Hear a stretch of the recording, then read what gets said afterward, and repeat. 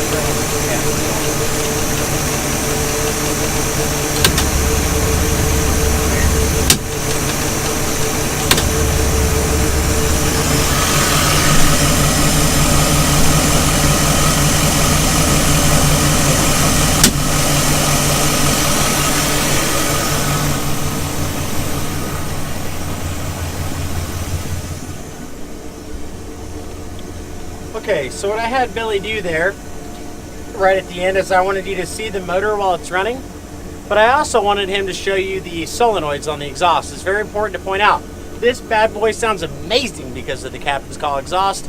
However, if you switch that when you're running hard, maybe not the first time, maybe not the 10th time, but I promise you one of these times, you're gonna break the piece that turns the flappers in there internally, okay? So choose your captain's call exhaust at idle, like this.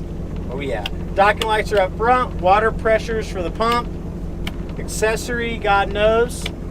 Arch lights are wicked awesome because we like to party. Like so. Blower ventilates the engine compartment, dimmer for the dash lights, stereo. Well, that changed the channel. See if we, oh, if you hit it right, you tune it. That's a new one, I didn't realize that.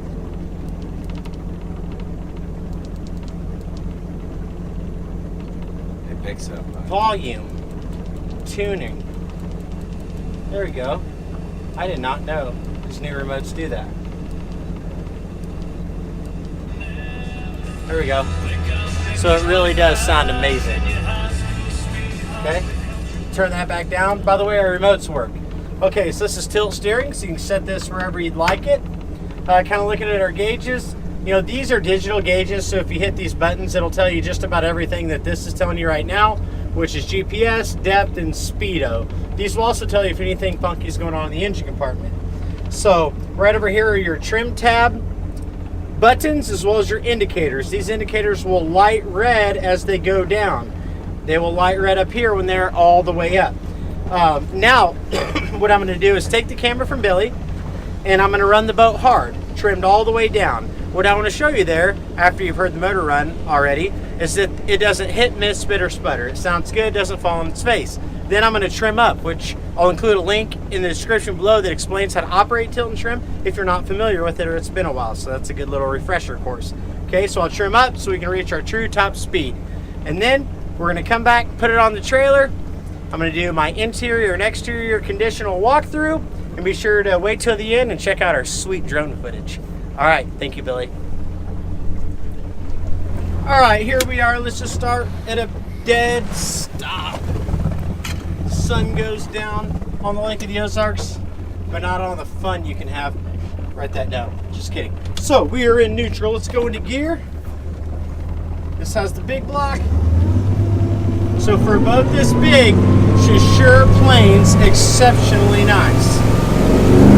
Oh, listen to that exhaust come out of the water, baby. That's what I'm talking about.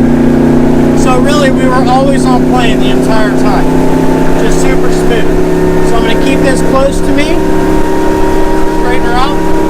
Full speed trim down. GPS speed of 44 miles an hour. 45. Depth of 72 feet. Now we're going to go ahead and trim her up. Let this big dog hunt. So there was 1 click, 2, watch our speed, 3, 4. On top here we're going to go through. Trim up some more. Almost 50. More. Let's just make it 50. I'm going to get it to 50. Close. Almost 50. That's not even warmed up yet.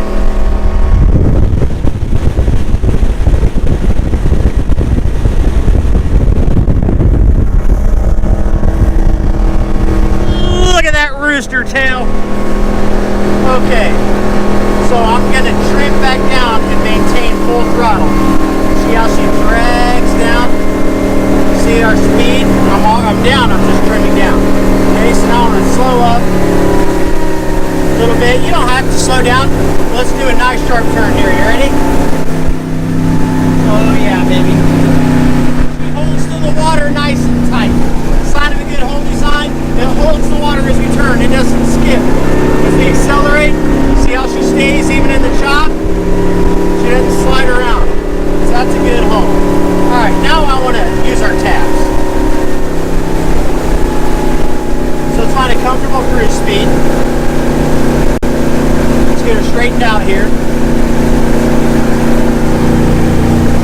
So please remember, if you've never used trim tabs before, you want to find a comfortable cruise speed before you set them, okay? Once you find a comfortable cruise speed, which in this specific boat seems like right here around 30, it really feels good. We're going to point at something, drive at something directly in front of us, okay? The trim tabs disperse weight left to right to make the boat laterally stable. So if you're turning and you're not using something ahead of you as you set them, the boat's going to be all over the place. We don't want that. So for this, I'm just going to show you that they work.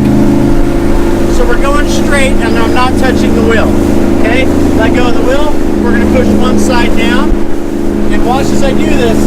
See how the boat's turning away? All the way down. So our indicator works. Now that was the port side. Now let's go to starboard. So I'm going to pick the condo way up yonder. Straighten her out. Once again, I'm not touching the wheel. We're going nice and straight. All the way down. Boom. See? We are turning away. Like so. Just bring her back up.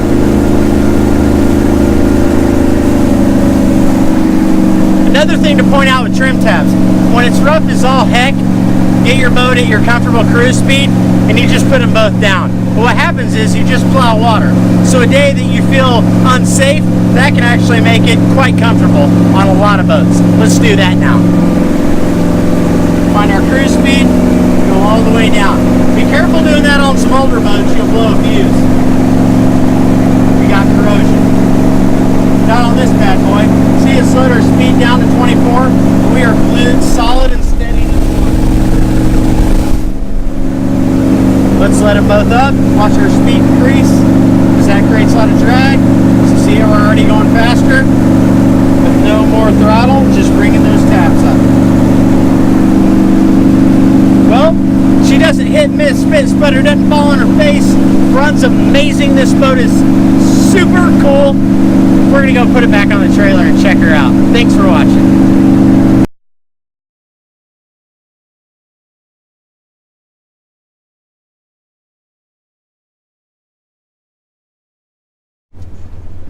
Look at all these bird brains at the boat ramp.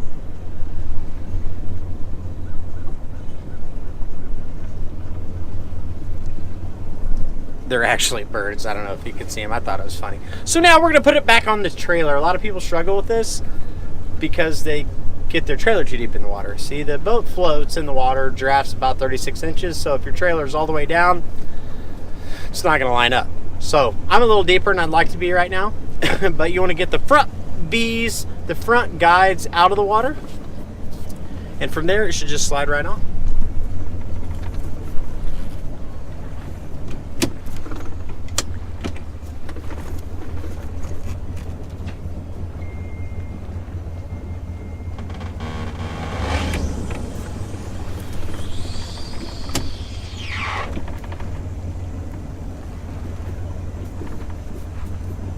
Trailer's made specifically for this boat, so we always trim up a little. And remember, nothing's herky-jerky, so I'm just going to apply slow, steady throttle. As I come up here, like so. 3 feet.